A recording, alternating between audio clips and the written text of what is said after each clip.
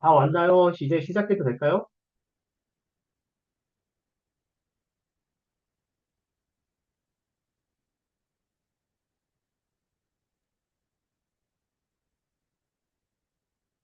네, 다 온 것 같은데요? 인란, 셰파, 한규. 저희 다 왔는데 지금 공유 설정을 해놔서 지금 보면 될 것 같은데요. 예. 송대장 학생? 네, 들리시나요? 네. 좀 어, 작은데 목소리가, 그래요? 예. 목소리는 들리는데 PT가 지금 안 보이는 것 같아요. 저는 목소리 잘 들립니다. 잠시만요.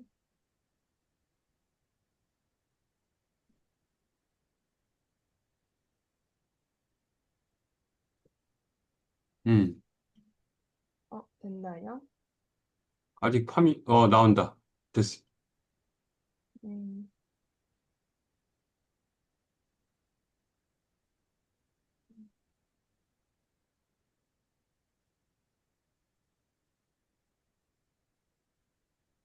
시작할까요? 네. 근데 지금 비디오가 나오고 있을까요? 네. 네, 화면 나오고 있어요. 얼굴이 안 나오고 있어요. 지금 카메라가 문제가 있는 것 같아서 음, 일단 시작할게요. 네. 네, 안녕하세요. 저는 석사 과정 재학 중인 송다정입니다. 저는 지금 리뷰 논문을 가져왔는데 셀 개수에 따라서 EV 릴리즈가 어떻게 되는지에 대해서 살펴보고, 근데 지금 이 논문에서는 페롭토시스에 대한 얘기가 없어서 이 논문을 얘기하고 나서 그 다음에 페롭토시스에 대해서 잠깐 설명을 하고 그 다음에 제가 지금 하고 있는 연구에 대해서 발표하도록 하겠습니다. 네. 먼저 EV는 모든 진핵세포에서 생성되며 펠란털 셀의 뉴클레이 엑시드, 리피드, 프로테인 같은 카고를 막으로 둘러싸고 있습니다. EV를 통한 카고 전달로 타겟 세포나 조직의 기능을 직접 조절하면서 인터셀룰러 커뮤니케이션에 중요한 역할을 합니다. 다음에 염증은 급성과 만성 질환에서 모두 나타나는 면역 반응의 중요한 메커니즘으로 예를 들면 급성 감염이 발생했을 때 단기 염증 반응은 면역세포를 통해 빠르게 모아서 조직의 항상성을 회복시키고 암이나 심혈관 질환 같은 만성 질환이나 비정상적인 염증은 장기적으로 면역 신호를 전달하기 때문에 조직 손상을 유발할 수도 있습니다.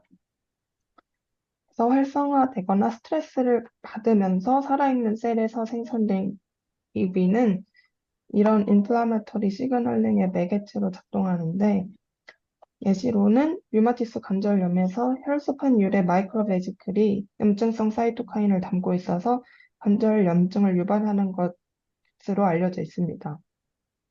그 다음으로는 죽은 세포에서 생성된 UV가 지금 저희가 더 관심 있어 하는 주제인데 정상적으로는 죽은 세포에서 방출되거나 밖으로 드러난 성분들이 주변의 조직이랑 직접적으로 커뮤니케이션을 하면서 죽은 셀의 데브리스를 제거하고 조직을 복구하게 됩니다. 하지만 감염이나 자가 면역 질환 같은 병리적인 상황에서는 그런 직접적인 커뮤니케이션이 오히려 염증을 유발하는 요소로 작용하게 돼서 꼭 직접적인 세포 간의 인터랙션이 아니더라도 EV를 통해서 면역 신호 전달이 확산될 수 있기 때문에 지금 이 논문에서는 셀 데스 유형별로 다행셀에서 나온 EV가 염증성 세포 간 통신에 어떻게 관여하는지를 얘기하고 있습니다. 지금 보시는 화면은 여러 가지 셀 데스 패스웨이에서 나오는 EV의 종류를 표로 정리한 건데 저희가 지금 주로 엑소좀에 관심이 있어서 빨간색 박스로 표시를 해둔 거고, 그 다음에 아래 세 칸에 스몰, 미디움, 라지라고 사이즈별로 구분된 거는 워낙 이런 EV끼리 경계가 확실하지 않아서 저렇게 사이즈로 분류하기도 한다고 합니다. 그래서 이 뒤에서는 계속 엑소좀이랑 마이크로베지클 그리고 에이팝토틱 바디에 대해서 주로 얘기하겠습니다. 엑소좀은 직경이 30에서 150 나노미터 정도이고 엔도조멀 트래피킹 패스웨이에서 나오는데 이때 레이트 엔도좀이 멀티베지클러 바디 안에서 인터루미널 베지클러 매츄레이션이 되고 그 후에 멀티베지클러 바디가 플라스마 멤브레인이랑 퓨전되면서 엑소좀의 형태로 세포 밖으로 방출되게 됩니다. 엑소좀의 카고는 멀티베지클러 바디가 멤브레인이랑 퓨전되기 전에 그 지금 오른쪽 그림의 왼쪽 아래처럼 에스컬트에 의해서 ILB 안으로 구별되기도 하고 바로 그 옆에 보시면 에스컬트 인디펜던트 메커니즘으로도 같은 작용을 하게 됩니다. 그 다음으로는 마이크로베지클은 크기가 100에서 1000 나노미터 정도 되고 플라즈마 멤브레인에서 바로 형성이 되기 때문에 멤브레인의 단백질이나 지질의 변화에 의해서 만들어지는 데 영향을 받습니다. 특히 칼슘 이온이 높아지면서 많이 만들어진다고 알려졌습니다. 그리고 거기서 오른쪽에는 에이팝토틱 바디에 대한 설명인데 크기는 1에서 5 마이크로미터 정도로 에이팝토시스가 발생해야지만 생성이 되며 캐스페이드 3와 7에 의한 세포 분해 과정에서 형성이 됩니다. 그 다음으로는 이렇게 방출된 EV가 어떻게 그 수용하는 세포랑 인터랙션을 하는지에 대한 건데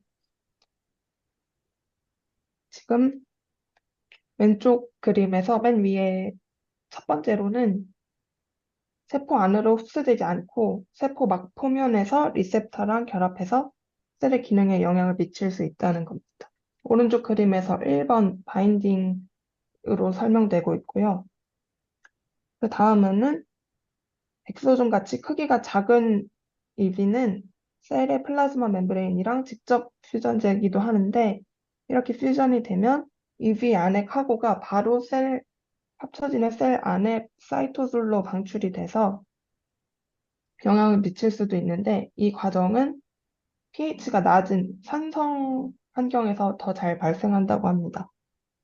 그리고 그 다음으로 엔도사이토시스를 통해서 들어가기도 하는데 이때는 엔도좀이랑 융합해서 카고를 방출할 수도 있고 아니면 라이소솜으로 가서 분해될 수도 있고 아니면 다시 그대로 셀 밖으로 방출될 수도 있습니다.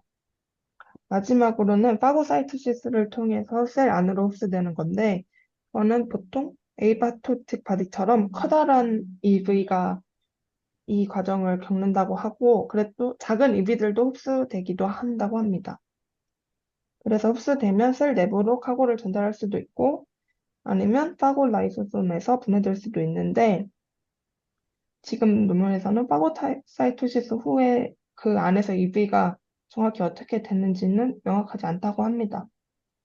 근데 이렇게 흡수되지 않아도 엑스트라셀룰러 매트릭스에도 관여를 하고 조직 재생에 기여한다는 연구 결과도 있습니다. 다음으로는 셀 데스별로 EV가 염증 반응에 어떻게 작용하는지에 대해서 설명하도록 하겠습니다. 먼저 왼쪽 그림의 에이팝토시스는 감염이나 자가 면역 질환 같은 병적 상태에서는 당연히 발생하고 그뿐만 아니라 정상적인 생장과 발달 과정 중에도 발생하는 regulated cell death pathway입니다. intrinsic pathway랑 extrinsic pathway에 의해서 에이팝토솜이 형성되면 캐스페이드 3랑 7이 클리비지 되면서 액티베이션을 유도해서 셀의 분해가 일어나고 이때 find me랑 eat me 시그널을 통해서 파고사이트를 촉진합니다. 이때 파고사이트랑 상호작용이 잘 되어서 잘 되면 오른쪽 그림의 아래쪽 부분처럼 에페로사이토시스가 발생하게 되고 그러면은 셀 내부에 젠프 같은 염증 유발 물질이 밖으로 나가는 것을 막을 수가 있습니다. 그러면 IL-10이나 TGF-베타 같은 항염증성 사이토카인이 유도되어서 염증 반응이 제한됩니다. 근데 에이팝토시스가 된 세포가 제때 제거가 되지 않으면 오른쪽 위의 그림처럼 세컨더리 네크로시스가 발생하는데, 그러면 댐프 같은 물질이 바깥으로 방출이 되고 결국 프로인플라메터리 리스폰스가 일어나게 됩니다. 그 다음으로는 프라이머리 네크로시스에 대해서 설명할 건데, 프라이머리 네크로시스는 셀룰러 인저리에 의해서 발생하는데, 열이나 톡식한 환경 같은 요인에 의해서 비가역적인 플라즈마 멤브레인 데미지가 발생했을 때 프라이머리 네크로시스가 일어나서 에이팝토시스랑 다르게 조절이 되지 않는 세포 사멸이라고 봅니다. 그렇게 멤브레인에 데미지를 입으면 댐프가 유출되고 패턴 레코니션 리셉터를 통해서 면역세포가 유입되어서 데미지 사이트에서 프로인플라메토리 리스폰스가 발생하게 됩니다. 이 프라이머리 네크로시스가 일어나면서 방출되는 EV에도 사이토카인이나 mRNA나 댐프 같은 카고를 포함해서 인플라메터리 시그널링에 영향을 미친다는 것이 여러 연구에서 발견되었습니다. 그리고 파이럽토시스는 미생물 감염이나 아니면 비감염성 인플라메터리 패솔로지 중에 활성화되는 염증성 세포 섬유 경로입니다. 지금 이 과정에서는 대표적으로 NLRP3 인플라마좀이 필요한데, NLRP3 인플라마좀은 왼쪽 그림을 보시면 NLRP3랑 ASC 그리고 프로캐스페이즈 1이 동그랗게 모여서 만들어집니다. 그림처럼 동그라미로 모여서 NLRP3 인플라마좀이 활성화가 되면 캐스페이즈 1 클리비지가 일어나서 액티베이션이 되고, 그러면 이 액티브 캐스페이즈 1이 프로인플라마토리 사이토카인인 프로-IL-1 베타랑 프로-IL-18을 클리비지 시켜서 그 지금 동시에 오른쪽 그림을 보시면 게스더민 D도 같이 자르게 되어서 N 터미널 프래그먼트가 드러나게 되는데, 이것들이 모여서 멤브레인 포어를 형성해서 결국은 셀 라이시스로 이어지게 되는 과정입니다. 이때 인플라마점 활성이 된 셀에서 나오는 EV는 인플라마점의 구성 요소를 실은 채로 다른 세포에 전달되어서 전달받은 세포에서 염증성 사이토카인을 생성해서 염증 반응을 증폭시키는 데 중요한 역할을 합니다.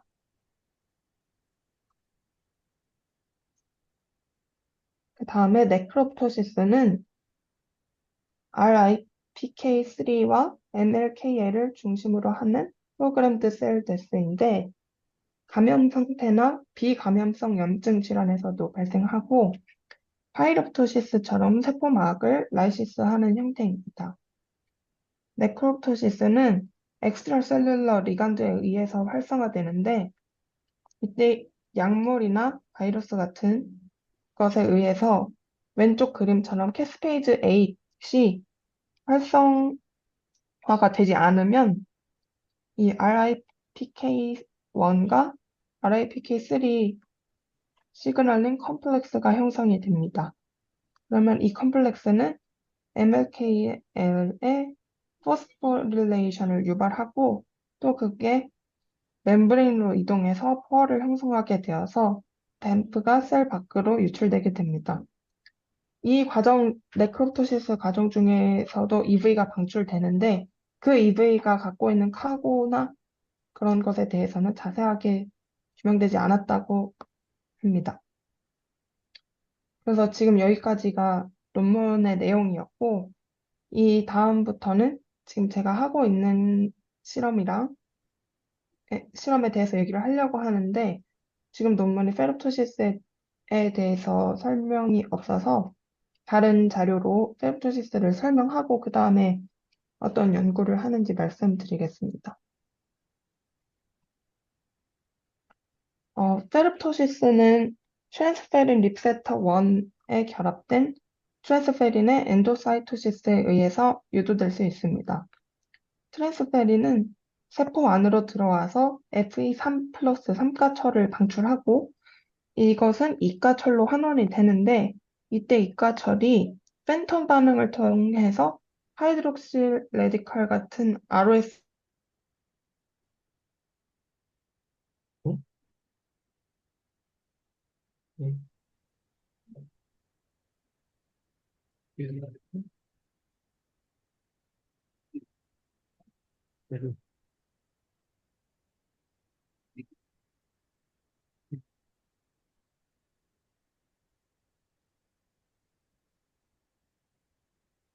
는거 들리세요? 끊겼었어요. 안 끊겼었나요? 끊겼어요. 끊겼어요. 아, 화면이 안 어디, 보여요. 슬라이드는 안 보여요. 잠시만요. 음.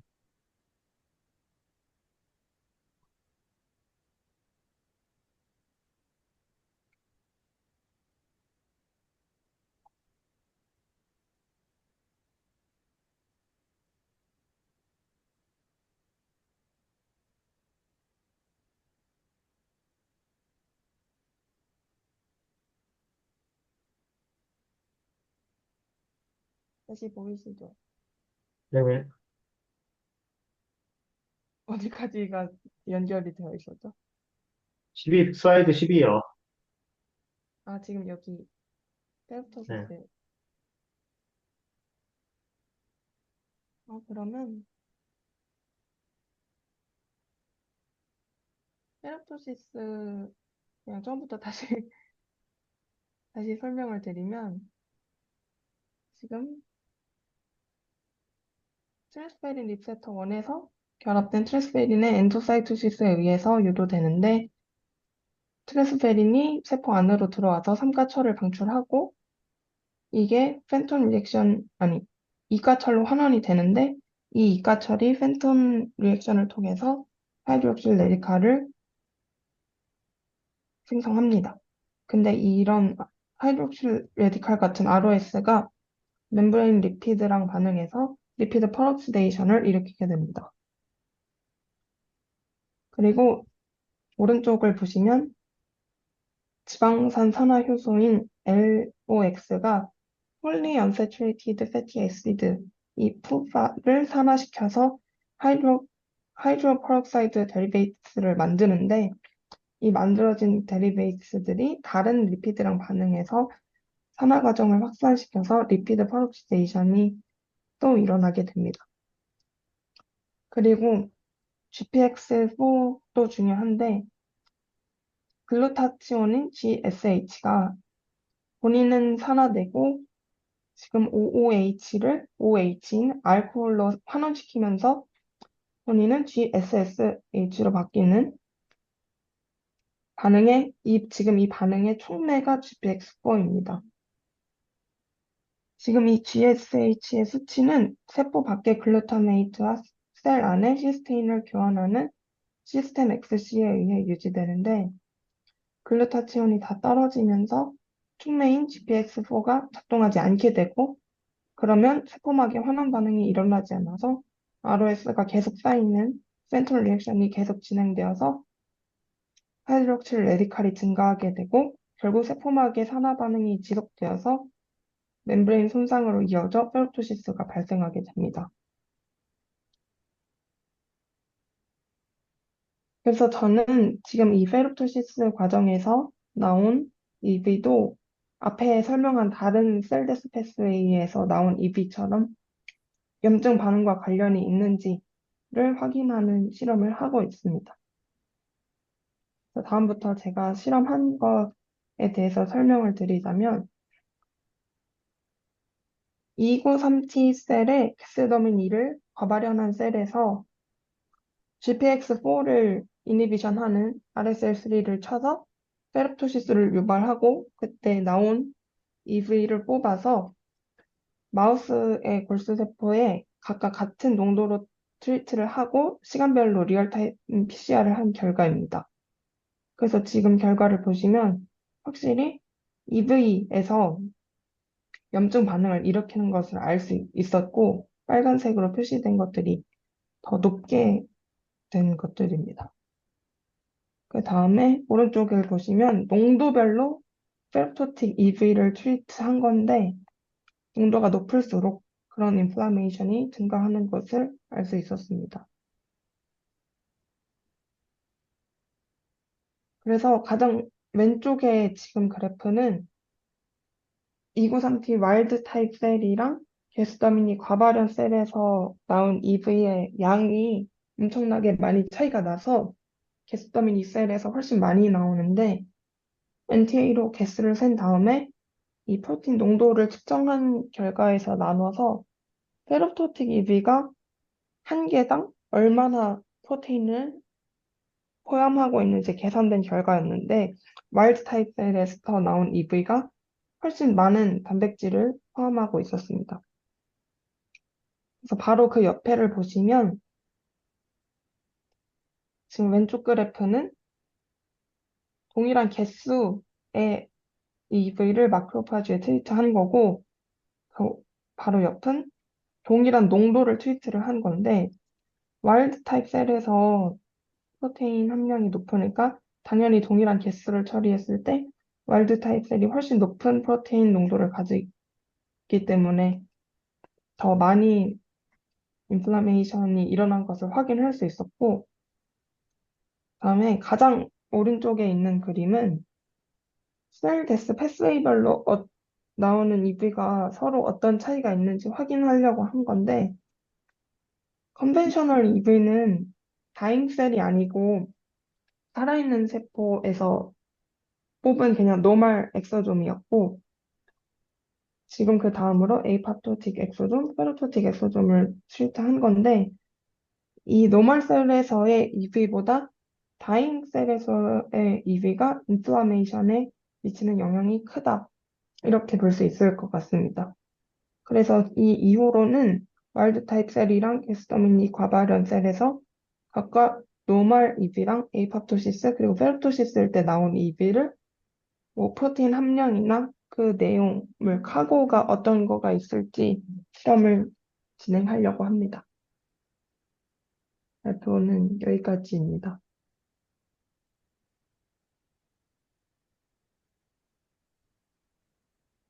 질문 있으시나요? 그리고 듣고 있는데요. 듣고 있는데요. 제가 먼저 할까요? 아니면 어떻게 할까요? 교수님. 네. 질문, 저는 다 아는 내용이라서. 알겠습니다. 그럼 굉장히 단순한 질문 하나 할게요. 그 에이파토시스하고 네크로시스의 차이가 뭐예요? 에이파토시스하고 네크로시스요? 네크로시스요? 네, 가장 큰 차이점. 어,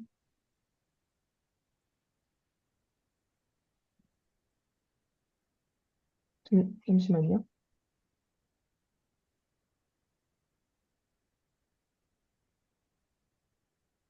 음,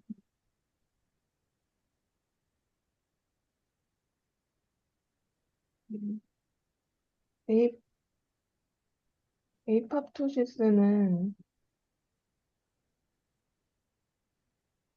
플래빙이 일어나면서 이 에이팝토틱 바디를 만드는 게 제일 큰 차이점 아닌가요? 네크로시스. 음, 네크로시스 뭐예요? 근데 정확히?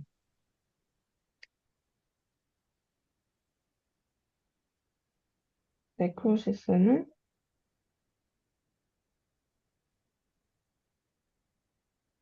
잘 모르겠어요. 순간병 씨 혹시 면역학 지금 배웠나요? 아니요? 아, 저기 학부 때도 안 배웠나요? 아, 학고는 다 다른 과였어요.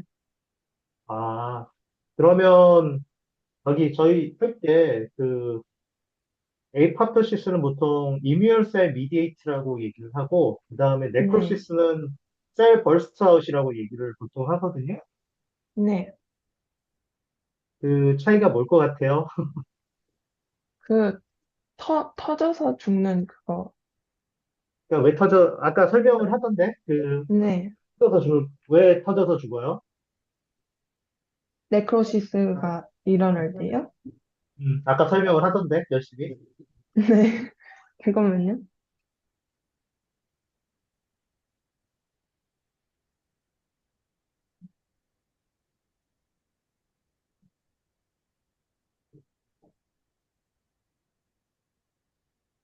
네크로시스는 조절이 안 돼서 멤브레인에 그 비가역적인 데미지가 입어서 그 비가역적인 데미지가 정확히 뭔데요?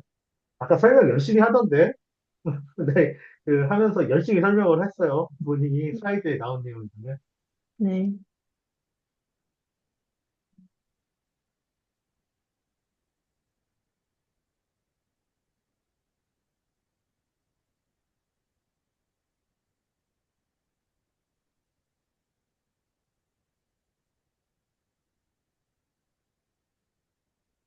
에이팝토시스가 일어난 셀이 제거가 안 돼서 지금 세컨더리 네크로시스가 같이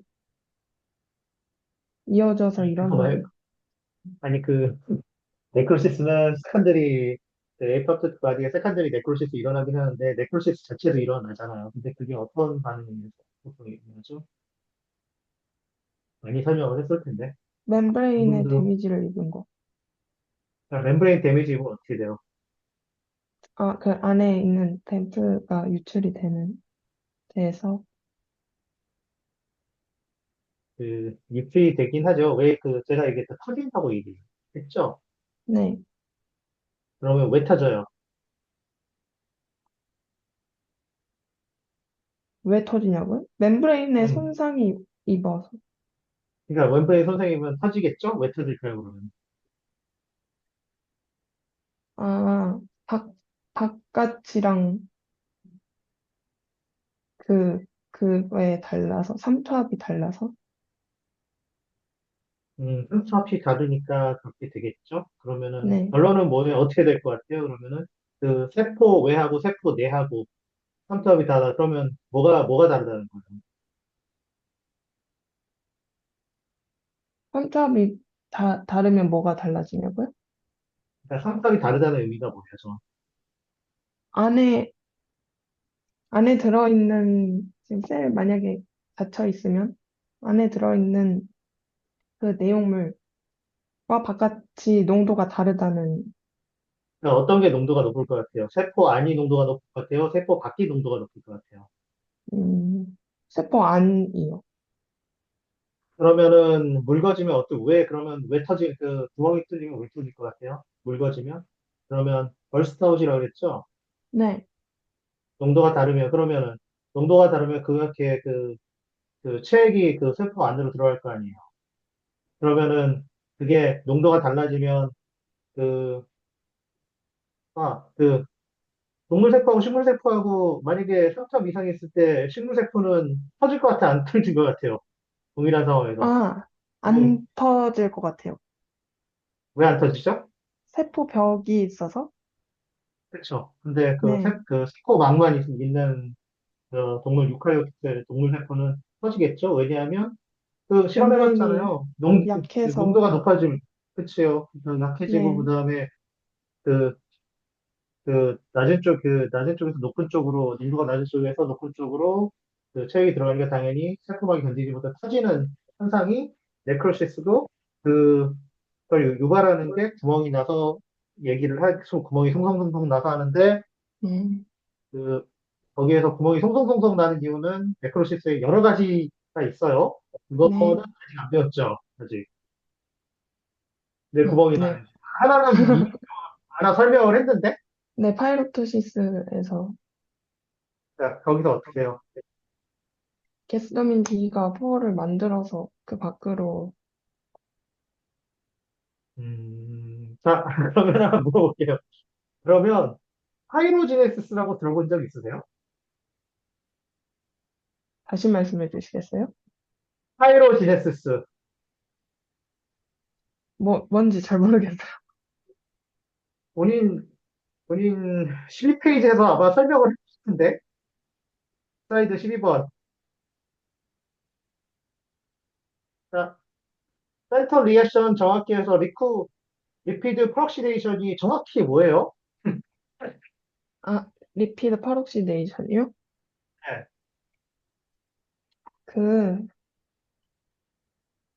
리피드의 지방산 중에 불포화 지방산이 그 ROS 같은 것에 의해서 계속 산화되어서 그게 쭉 이어져서 세포막 전체가 산화되고 페로토시스가 일어나는?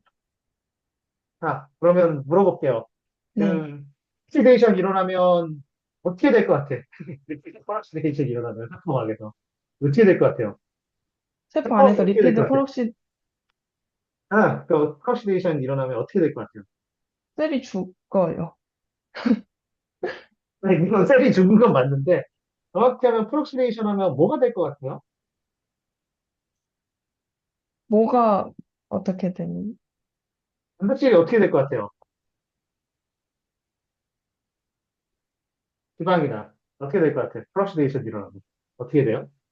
프록시데이션이 일어나면 다른 게 뭐가 되는지가 잘 못 들었어요. 그러니까 프록시데이션이 되면 어떻게 돼요? 왜 그, 그 반응이 일어나서 새콤하게 깨지고 뭐 왜 그렇게 돼요? 세포막이 안정하지 못하니까. 그러니까 그건 아는데 왜 그렇게 네. 돼요? 프록시데이션이라는 정확한 의미는 뭐예요? 프록시데이션은 어,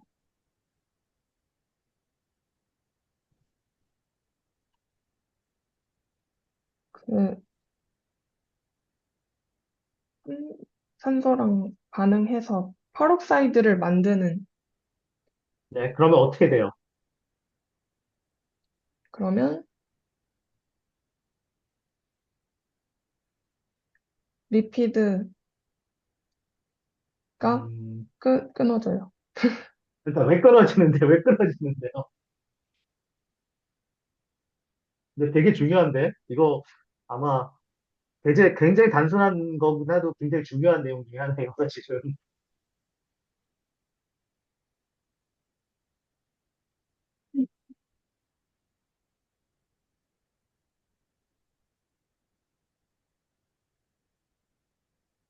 결합이 끊어져서 끊어지는 거 아니에요? 그러니까 왜 끊어지냐고요?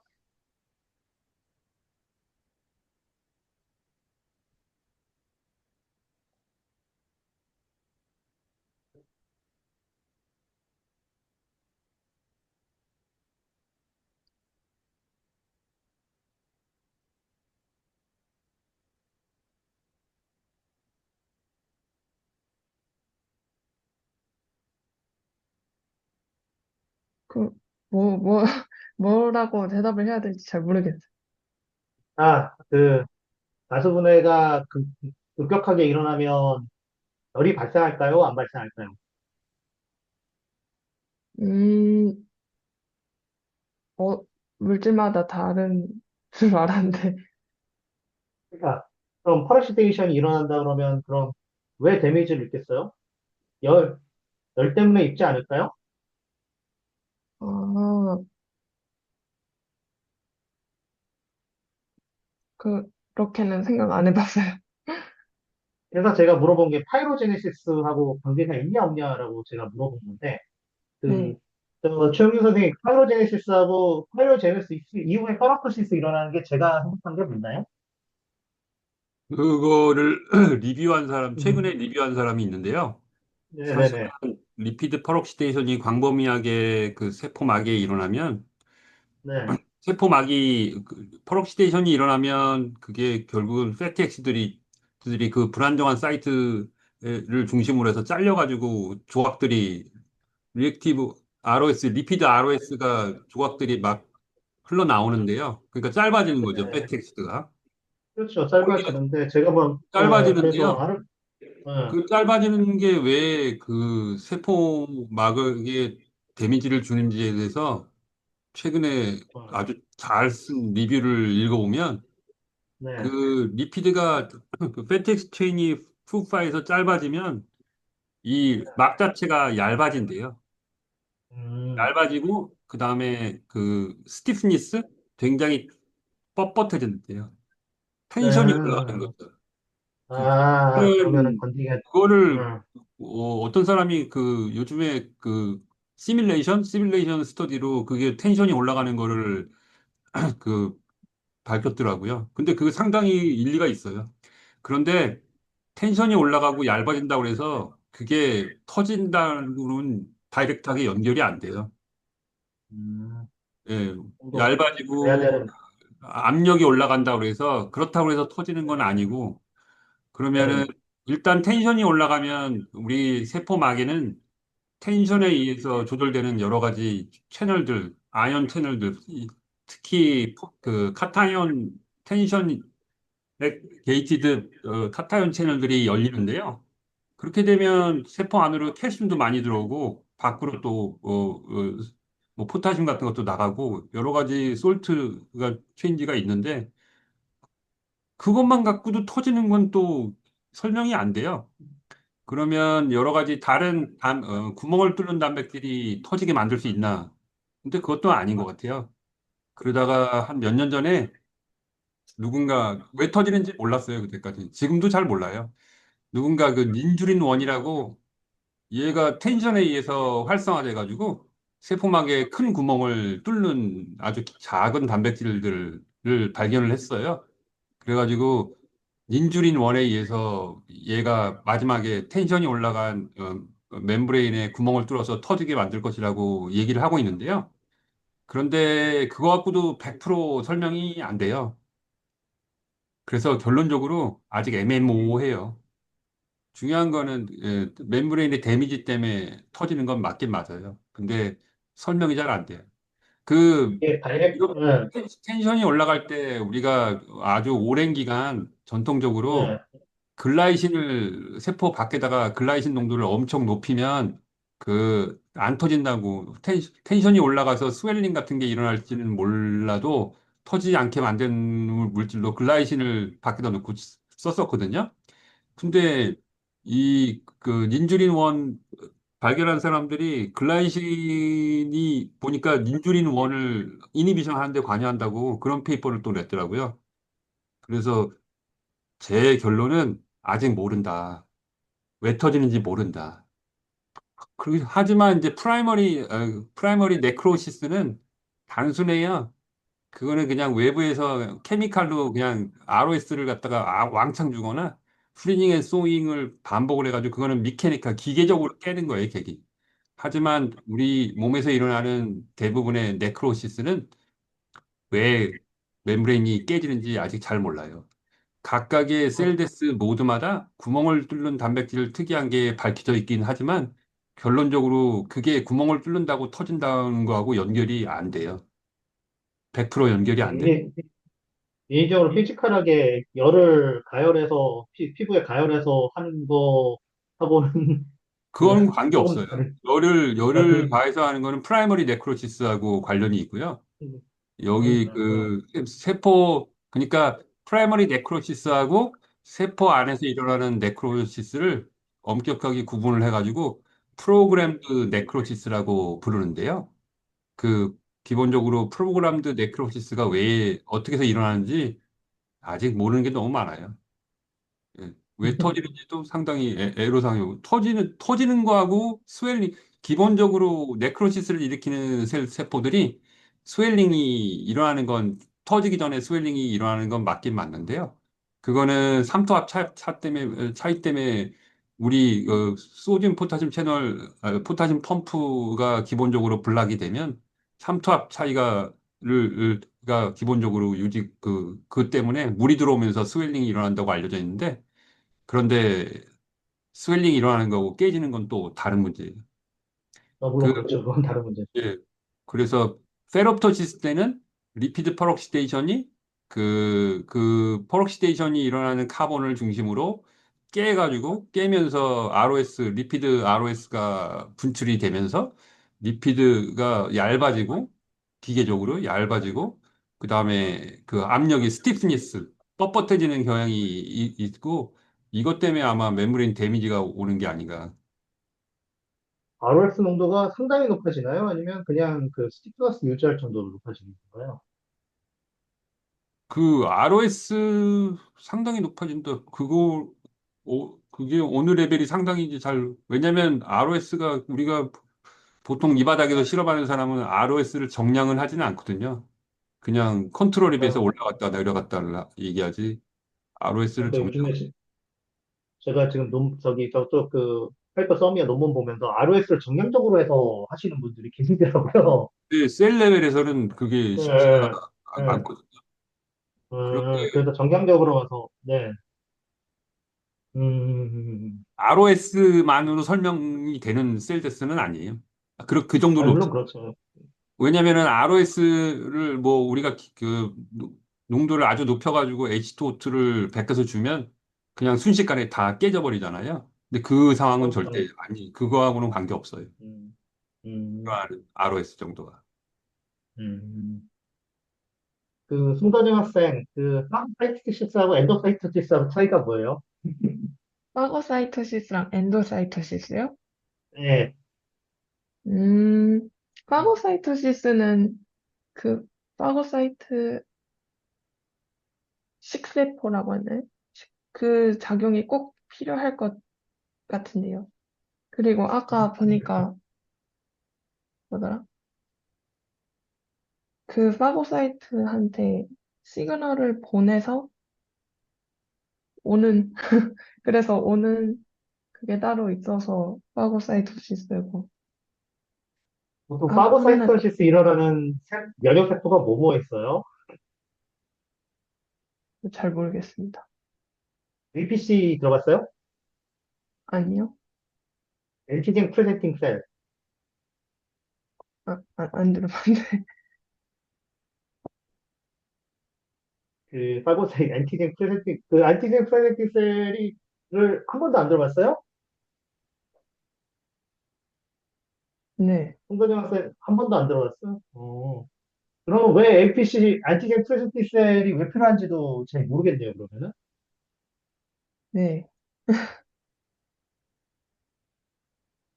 자, 그러면은, 그, 제가 이걸, 최근 선생님, 이거 제가 다 설명을 해야 될까요? 아니면 어떻게 해야 제가 돼요? 설명드릴게요. 그, 네? 엄격하게 엔도사이토시스하고 엔도사이토시스가 파고사이토시스를 포함하는 거예요. 물질을 멤브레인을 싸가지고 안으로 들여오는 과정을 뭉뚱그려서 다 엔도사이토시스라고 불러요. 그런데 파고사이토시스는 그 우리 몸의 특수한 셀, 그 파고사이트, 제일 흔한 거는 우리 몸에 제일 흔한 파고사이트는 PMN이라는 거예요. 폴리모포 뉴클리어 루코사이트, 뉴트로필. 걔네들은 파고사이토시스로 위해서 태어난 셀이에요. 프로페셔널 파고사이트. 파고사이토시스는 어떤 큰 물질들을 그 벌크로 그 끌어들여가지고 멤브레인이 이렇게 멤브레인이 자라서 뜨리면서 안으로 들여오는 과정이고요. 엔도사이토시스는 다양한 기전으로 더 작은 물질들을 그다음에 사이트 말고 다른 세포들 모든 세포에서 일어날 수 있는 안으로 끌어들이는 과정이에요. 엔도사이토시스는 분류로 따지면 우리가 뭐 리셉터 메디에이트 엔도사이토시스 뭐 그다음에 뭐더라 피노사이토시스 뭐 해가지고 여러 가지로 나뉘는데 아주 많은 가지수로 나뉘어요. 그러니까 중요한 거는 파고사이토시스는 벌크로 한꺼번에 함입을 하는 거고, 그 다음에 프로페셔널 파고사이트들, 그 중에 물론 그 덴드라이틱 셀 같은 안티젠프로틴 셀도 들어가고요. 그 다음에 매크로파지 종류. 하지만 그 무엇보다 더 중요한 거는 폴리모포 뉴클레스, 뉴트로필. 뉴트로필이 제일 중요해요. 뉴트로필이 아주 전문가의 전문가. 파고사이토시스를 위해서 태어난 셀이에요. 그런 면역 세포에서만 일어나요. 엔도사이토시스는 모든 세포에서 일어나고, 그다음에 기전을 보면은 아주 다양한 기전에 의해서 일어나요. 어쨌든 파고사이토시스든 엔도사이토시스든 안으로 들어오면 그거는 기본적으로는 라이소즘하고 퓨전돼서 안의 물질들을 전부 다 데그레데이션 시켜서 소화를 하는 특징이 있어요. 그거 중요한 말씀이죠. 그런데 APC하고, 엑소점 입장에서 보면 그 세포 안으로 들어가면 사람들이 어떤 기전으로 들어갈까를 연구를 좀 하는 사람들이 있나 본데 아직은 잘 모르는 것 같아요. 그런데 다이렉트리 바인딩 하는 거뭐 사람들이 별 관심 없고 다이렉트 퓨전 하는 메커니즘보다는 파고 엔도사이토시스 또는 더 파고사이트들에 의한 파고사이티스가 많이 일어날 거라고 생각이 되고 그 다음에 그런데 이제 그 엑소존 표면에다가 어떤 리셉터 같은 거를 발현을 시키면 파고사이토시스보다는 그냥 정상 세포에다가 그냥 다른 세포에 의해서 엔도사이토시스 되는 기능을 촉진시킨다는 보고가 좀 있어요. 그래서 엑소존 밖에다가 뭘 표현시킬 때 엔도사이토시스를 유도하기 위한 목적으로 쓰는 경우도 있어요. 대답이 됐는지 모르겠네. 혹시 그게 엑소점 같은 경우 지금 제가 틀렸을지 모르겠지만 그 보통 이제 리세터 미디에이트하고 그다음에 트랜스포터 미디에이터하고 그 아이온 채널 미디에이터 이렇게 세 가지 정도로 나누나요?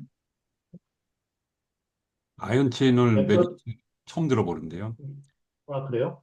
예. 어, 리셉터 메디에이트드 엔도사이토시스 제일 많이 일어나요. 그래서 그다음에 보통 리셉터 메디에이트드 트랜스포터는 엔도사이토시스는 클라스린 메디에이트드 엔도사이토시스예요. 리셉터에 의해서 들어올 때 코트드 핏을 이용하거든요. 그래서 그렇게 하는데 카베올린 디펜던트 엔도사이토시스도 있고 뭐 리피드 랩트 메디에이트드 엔도사이토시스도 있고 뭐 여러 가지가 많이 있어요. 음. 아이온 채널은 못 들어본 것 같아요. 아이온 채널 제가 저번에 읽어보면서 저도 리뷰 논문을 하도 많이 읽다 보니까 이제 그 헷갈리기 시작하는 상황이 되긴 하는데 예. 그러니까 아이온 그 채널 네. 그리고 이게 잠깐만요. 그 후다장 학생 하나 물어본 게 엑소좀 그 세포 내에 들어가는데 그 그 이너셀룰라 트래피킹 관련해서 어떻게 들어와요? 보통 이게 그쪽 셀 사이토 스켈레톤을 통해서 이동이 되는 건가요? 아니면 그런 논문이 있나요? 그 성강물질에서 이렇게 올라갔다 내려갔다는 그런 게 있나요? 그런 그 논문이 있나요? 보는 거? 어, 엑소즘이 어떻게 셀 안에 들어가냐고. 예, 그러니까 들어가서 그 보통 여러 가지 방법이 여기고 뭐 거기서 뭐 여러 가지 시그널 몰레큘에 의해서 들어가긴 하는데 막상 시그널링 몰레큘에 들어가도 안쪽에서 이제 그 인트라셀룰러 스트럭처 인트라셀룰러다 이너셀룰러 스트럭처에서 이제 이게 들어가는데 그 여기에 대해서 실제로 이렇게 그 동영상이나 이렇게 찍은 논문 같은 게 있나요? 아니면 그걸 보여주는? 음, 아니요. 근데 그거는 지금 저희가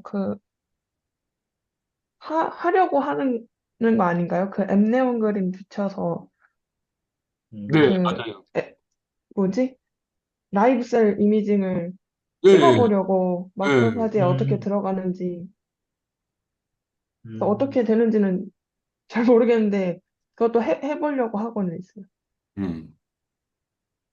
보통 제가 알기로는 그게 그, 그 시그널이 강하게 하는 데서부터 이제 이쪽에서부터 받아들이는 게 많아지고 서서히 줄어들듯이 이제 중간에서 그, 빛나는 부분에 따라서 거기에서 어디서 가 제대로 되는지 같이 확인할 수 있다고 알고 있는데 지금 아직 그 결과는 아직 안 나왔네요. 거기에 대한 결과는. 네. 음, 그래서 좀 어느 부분에서 이게 많이 들어갈까 그리고 어디서 될까 그게 좀 모르겠는데 어, 하나 더 아주 쉬운 질문 하나 될까요? 네. 왜 갑자기 음? 그 그러면 그 엑소점 자체가 그러면 T셀 미디에이트하고 많이 관련이 있을 것 같은데 그러면 네. 어떤 T셀에서 주로 반응을 하죠?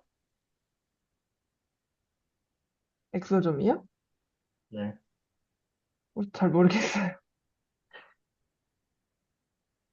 엑소점 세포가 들어가면 MHC 클래시피케이션이 되겠죠? 분명히 돼서 분명히 T셀에서 할 텐데 그럼 그 거기에 대해서는 아직 공부를 안 해봤나요? 네. 음, 그러면 지금 하는 HK293으로 지금 하고 계시나요? 네. 그럼 물어봐요. HK293이 어떤 셀이에요? 어떤 셀이냐고요? 어디서 유래됐고, 어떤 조직이고, 그, 뭐냐,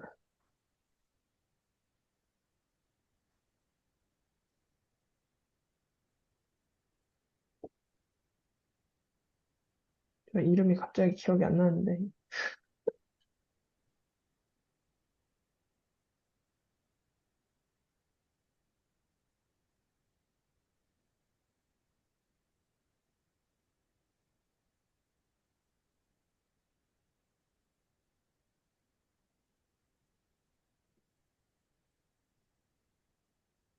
아주 쉽게 HK293, 이게 인체 유래 세포예요? 아니에요? 인체 유래 세포예요. 근데 왜 HK293을 왜 쓸까요?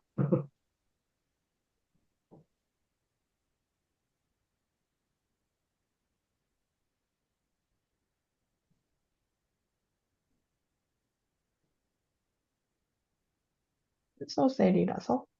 응? 네? 캔서 셀이라서? 음, 이거는 캔서셀 가지고 하는 건 맞는데, 캔서셀이죠. 캔서셀도 워낙 다양한 종류가 있어요. 네. 아니에요. 핵 293은 그 캔서셀 아니라고 그래서 사람들이 쓰는 거예요. 그래요? 왜냐면은 그 엑소점 만들어서 사람한테 넣어주려고 계획을 했는데 그러면은 캔서셀은 못 쓰잖아요. 네. 근데 캔서셀 사실상 우리가 다 이 세포가 정상은 아니라는 거 다 알지만 그러면 캔서셀이 아닌 거를 계속적으로 배양을 할 수 있는 게 뭐가 있어요? 돈 안 들이고. 그런 거는 내가 보기에는 없어요. 293셀밖에 없어요. 그래서 사람들이 다 알면서 노말 핵 293셀은 휴먼 임브리오닉 키드니 파이브로블라스트예요. 네네. 네. 그래서 그걸 노말셀이라고 해서 쓰는데 그 뭐야 누드 마우스에다가 주사하면 종양을 만들 때도 있대요. 근데 눈 씻고 봐도 여러 가지를 생각했을 때 엑소존 연구 같은 걸 하면서 정상세포를 가지고 하는데 정상세포가 쓸만한 게 하나도 없어요. 그래서 없어요, 없어. 내가 보기에는 없어요. 그래서 사람들이 궁여지책으로 뭐 어느 사람에서 불리한 무슨 렁 파이브로블라스트 뭐 어쩌고저쩌고 해서 쓰는데 그거는 그 사람만 쓰는 거고 그게 언제까지 자랄지 몰라요. 안 자라요, 보통. 예. 선생님한테 다시 물어볼게요. 그러면은, 심지어 되게 잘 자라는 메센카이말 스템셀도 계대가 일정하게 나눠져 있잖아. 한 10계대? 20계대 못 키워요. 그래서 쓸데 없어요. 그러면 노말셀을 임모탈라이제이션, SV40 안티젠을 준다거나 아니면 텔로머레이즈 진을 스테이블 트랜스펙션 해가지고 임모탈라이즈 된 프라이머리 셀을 가지고 그게 정상세포 캔서가 아니라고 주장을 하면서 쓰는 경우도 있는데 그건 그 사람들이 증명을 다 해야 돼요. 이게 절대 튜머를 발생 안 시킨다는 거를. 그래서 293셀이 제일 만만해요. 그래서 쓰는 거예요. 네. 선생님한테 제가 왜 질문했냐면, 제가 이거 가지고 삭제를 엄청 많이 해서 얘기를 한 거예요. 제가 왜 그러냐면, 제가 석사 때, 이거 라이브 셀 가지고 인비보로 지금 엠브리오닉 셀을 해서 이거를 했는데, 사실 그 자체 이제 완전히 디퍼렌시에이션 된 셀 같은 경우는 72시간 이상을 실험을 못 해요. 72시간만 실험해도 맛이 가기 시작하기 때문에 그래서 이제 이걸 쓰는 건데 그래서 제가 질문한 거예요. 만약에 그 인비보 실험, 그러니까 저희 같은 경우 엑스비보 실험을 하는데 이게 실험할 수 있는 시간이 매우 부족해요. 그리고 이게 대항이 잘 안 돼요. 대항이 매우 안 돼요. 그래서 제가 물어본 거였어요. 왜 이건 쓰냐. 그 다음에 또 하나는, 나중에 이게 알겠지만, 동물 실험을 해봐요? 순간적, 어, 그냥 골수 세포 뽑을 때 뽑는 용으로 그러니까 그 나중에 이거 결과 가지고 그 동물 실험 할 거야 안 할 거예요? 빨리 나와서 결과가 빨리 나오면은 할 수도 있을 것 같은데요. 쓸 수 있으면 그러면은 이 세포를 써야 될 것 같아요, 안 써야 될 것 같아요? 293 T셀을요? 네. 쓴 적 있는데. 동물에다가요? 네. 어떤 동물에다가요? 그냥 그때 마우스에 엑소좀 농도별로 주사했었어요.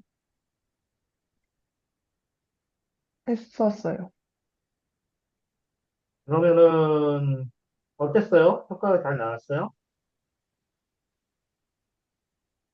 그 다음은 제가 안 해서.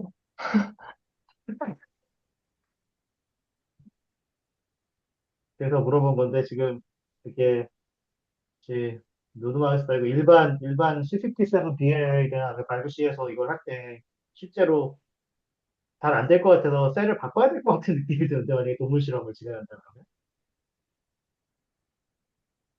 음, 왜 바꿔야 어, 되는 거예요? 어떤 셀로요? 손님 왜 바꿔야 된다고 생각하세요? 만약에 한다 그러면 그게 그 저기 디노그라프트 일어나지 않나요? 이게 HTK293에서 그냥 그 이게 스페시픽하게 동물의 저기 마이스에서도 동일하게 반응을 하나요? 이게 엑소존이고 아니면 이게 그 자체가 그 안티겐 자체가 이게 일반 그 아까 노드 마우스 말고 일반 마우스에서 동일하게 작용을 하나요? 그게 좀 궁금해서 그거 그래서 좋은 물어본 건데. 질문이신데요. 네. 그 그러니까 리젝션 그 제노그래프트 할 때 리젝션이 일어나는 원인은 MHC 클래스 1, 2가 때문에 일어나거든요. 그러니까 당연히 그렇게 일어나요. 근데 293셀에서 EV 뽑아가지고 동물 실험 엄청 많이 해요. 아, 하는데 그래요? 근데 생각을 선생님 말씀대로 교수님 말씀대로 그거를 만약에 리젝션이 일어난다니까 리젝션이 일어난다고 생각이 되면 MHC 클래스 1, 2가 익스프레션 하는지 봐야 될 것 같아요. 근데 파이브로블라스트 특성상 이 세포가 그 실험실에서 키우던 특성상 익스프레션을 되게 낮게 하거나 안 할 확률이 되게 높아요. 그래서 지금 제가 궁금했던 건데, 근데 동물 실험 293셀 2B 갖고는 동물 실험 대부분 엄청 많이 하는데요. 아, 그래요? 네. 저는 이구삼 셀 가지고 많이 써가지고, 지금 그래서 이런 식으로 패키징 셀 형식으로 이비를 한 적이 없어서, 이제 저 같은 경우는 일반 트래킹 볼 때 컨트롤 많이 쓰기는 했어도, 요렇게 하지는 않아서, 그래서 물어본 거였어요. 그럼, 당연히, 분명히 안 맞을, MHC가 안 맞을 텐데, 링두머스는 모르겠지만, 일반 스페인 같은 경우는, 일반 마이 스페인 같은 경우는 문제가 있지 않을까라는 생각을 했는데, 그건 아닌가 보네요. 아니, 일어날 수 있어요. 아, 교수님 그래요? 말씀대로, 그런데 최소한 그 MHC 뭐 하고 해서 이뮤 리스판스 일어나면, 최소한 한 2주 이상은, 2주 이상? 2주 이상은 있어야지 일어나니까 아마 짧은 시간에 보는 데는 별 이상이 없지 않을까 그런 생각을 하는데, 예, 이상이 있을 수 있어요. 만약에 그 MHC를 익스프레션을 한다면 면역 반응이 일어날 거예요. 그런데 단 짧은 시간에는 안 일어난다. 예, 초반에 뭐 염증 반응 보고 뭐 그런 거 할 때는 아마 일어날 수 있다고 생각해요. 선생님 말씀대로, 교수님 말씀대로 맞다고 생각해요. 근데 아마 그러면은, 익스프레션 자체가 작지 않을까. MHC 익스프레션 자체가 작지 않을까. 그런 생각을 해봐요. 그렇다고 이미어 서프레서를 넣으면서 할 수는 없는, 없는 상황이고. 그거는 아닌 것 같아요. 왜냐면은 이미, 예, 그럴 수도 있겠다. 그거는 그렇고, 그렇다고 제 수학을 해도 그게, 그, 실제 효과가 다르게 나올 수도 있으니까, 굳이 맞습니다. 넣는 건 예, 그게 불편할 수 문제긴 합니다. 있어요. 음. 근데 송다정 학생이 하는 실험은 하루나 이틀간에 걸쳐 나오는 이펙트이니까 아마 이뮨 리스판스를 직접적으로 보기는 어려울 거라 같습니다. 그 사이에. 그 사이에 뭐 T셀 파퓰레이션이 늘어난다, 뭐 이런 거는 전혀 볼 수가 없다는 거죠. 예, 그때까지는 볼 수 없을 겁니다. 음, 그럼 팩스 같은 거 굳이 할 필요가 없다는 얘기네요, 그렇게 되면. 아니요, 사실은 그 팩스 같은 거 보고 싶은데요. 네. 싶어요. 보고 싶어요. 왜냐면은 다른 셀도 예, 사실은 보고 볼 계획이 있긴 있습니다. 근데 요즘에는 팩스로 잘 안 하잖아요. 안 어, 하고 싱글셀 시퀀싱 그걸로 많이 하더라고요. 네네네. 그래서 근데 그게 워낙 가격이 비싸대. 예. 팩스도 가격이 만만치 않은 것 같은데요, 사실. 네, 팩스는 근데 완벽하지는 않고 타겟이 있어야 되잖아요. 내가 원하는 타겟을 그렇죠. 갖고 분석을 해야 그렇죠. 타겟성이 되는데 있어야 돼요. 어, 전체 파퓰레이션을 보려면은 요즘 테크닉 중에는 싱글셀 식이 제일 음, 나은데요. 좀 가격이 되더라고요. 그래서 고민 중이에요. 팩스도 많이 타는 장보다도 사실은 잘못하면 이상하게 나오는 결과가 많아서. 예, 팩스도 뭐 별것도 아닌데 막 하려면 엄청 힘들죠. 지금 그러니까 타마나 학생이 그 백신이라는 저널에 보낸 페이퍼도 텍스트 분석을 잘못했다고 연락이 와가지고 분석 다시 해가지고 다시 내는데 근데 아직도 잘 몰라가지고 엄청 옥신각신하고 있어요. 타마나. 근데 보니까 리뷰어가 가르쳐주더만 팩스 분석하는 법을. 이 사람이 뭐하러 이렇게 힘을 들이는지 뭐 이해가 안 되는데 그 팩스 분석법을 가르쳐줘서 배우고 있어요. 저도 배우고. 왜 그런지 이해가 안 돼, 이 인간에 대해서. 뭐하러? 나 같으면 그냥 넘어가겠다, 막 그런 생각이 드는데. 예. 어쨌든 관심을 가져주더라고요, 누군가. 그리고 저기, 저기, 가르쳐주대. 예. 그나저나 그 교수님, 최현 선생님, 혹시 그 의과학과 수에 연육학이 개설되어 있지 않는 건가요? 아니, 면역학이요? 예. 면역학 있긴 있는데요, 면역학. 아, 면역, 그래요? 예. 총괄 학생이 안 들었다 그래가지고 개설이 안 된가? 그럴 리가 없을 것 같은데. 뭐, 들어도 뭐, 그냥, 그때그때 알면 되죠. 뭐. 요즘에 챗 GPT 있겠다. 뭐, 면역학 뭐 어렵네. 송대정 학생 리뷰 다 읽었네요, 그래도. 어, 네. 더 파이어, 그거 읽어보니 어때? 별 내용 없지요? 어, 네. 저도 그런 생각 들었어요. 이 아주머니가 별게 없다. 근데 잘했어요. 짧은 시간에 네. 잘 설명했고, 음, 수고했습니다. 그리고 다음 누구죠? 다음 예은 학생인가요? 누군가요? 선생님, 전데요. 그때 음, 시험 기간을 한 주 밀려서 잘못 알아가지고, 다음 주가 시험 네. 전주라서, 아, 그래요? 혹시, 네. 잠깐만. 그러면은, 연대 발표도 그러면은, 연대에서 발표하는 것도 그럼, 기말고사 이후로 좀 해야 되겠네요, 그러면? 네. 시험이 언제 끝나죠? 그, 10, 월요일 날 끝나요. 10일. 10일이요? 그러면은, 네. 그러면은, 최영준 선생님 랩에서 연속으로 두 번 16일 하고 날 있구나. 끝나요. 16일 어? 날? 16일. 아, 16일. 16일. 10일 날 시작하고. 10일 날 시작하고 16일 날 끝난다고? 그러면은, 10일 날? 6월 2일, 10일 날?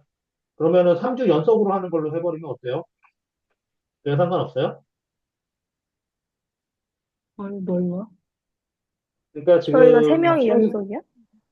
최영준 선생님도 이렇게 되면 최영준 선생님 그 랩에서 6월 2일, 6월 10일 이런 식으로 하게 되니까 그러면 17, 24, 7월 1일까지 연달아로 해야 될 것 같은데? 아, 네. 그럼 그렇게 스케줄을 잡는 거고, 연대 그 발표하는 스케줄은 좀 하고, 그거는 저기 그 따로. 따로 그거는 좀 하고, 보고, 그 내용 아마 중간에 발표할지 모르니까, 저기, 그, 최훈 선생님 랩에서 하기 전에 발표할지 모르니까, 그거 또 준비를 같이 준비하는 걸로 해주세요. 누가 할지 모르지만. 네. 아, 그리고 저기, 그, 저번에 4월 달에 제가 뭐였죠? 그, 노트북 그 한 대를 제가 보고를 했는데, 문제가 저기 4월 15일 날 발표 자료가 날라갔더라고요. 그래가지고 녹화된 게 날라가가지고 지금 다시 한번 지금 바뀌어가지고 복원을 시켜보는데 일단은 복원이 되면 올리고 복원이 안 되면 못 올리는 걸로 할 것 같아요. 15일 지금 웬만하면 지금 다 했는데 15일자 것만 빠졌더라고요. 그래서 복원은 제가 한번 최대한으로 살려보긴 하겠는데 나머지는 하여간 다 됐고 그리고 하나 더 저기 제가 드라이버 공유를 해놨는데 거기다가 발표한 그 날짜하고 그다음에 거기 맞춰서 PP하고 논문도 좀 같이 올려주세요. 제가 일일이 그 이메일 확인해서 올리는 게 좀 그렇긴 하니까 제가 드라이버 링크 구글 드라이버 링크 했으니까 거기다 좀 해주셔서 감사하겠습니다. 네, 그러면 다음에는 그럼 죄송하지만 2주 연속, 3주 연속으로 최영 선생님 랩에서 하고 그러면 그 다음에 이제 저희 랩에서 3주 연속으로 그렇게 하는 걸로 하겠습니다. 그러면 아, 알겠습니다. 혹시 더 질문을 저기 하고 싶은 사람, 홍다정 학생한테 질문하고 싶은 사람 있나요? 있으신가요?